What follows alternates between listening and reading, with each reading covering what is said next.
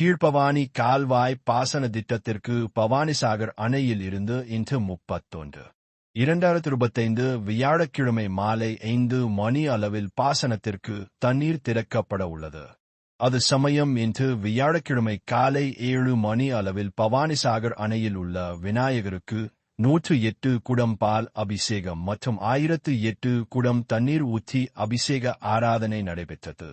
அணை நிரம்பி விவசாய பெருமக்களுக்கு மன நிறைவை அளித்த இயற்கை மற்றும் கடவுளுக்கு நன்றி கூறுவது வழக்கமான ஒன்றானாலும் விவசாய மக்களின் முகத்தில் காணும் உற்சாகம் பெரும் நம்பிக்கையையும் மகிழ்ச்சியையும் அளிக்கிறது.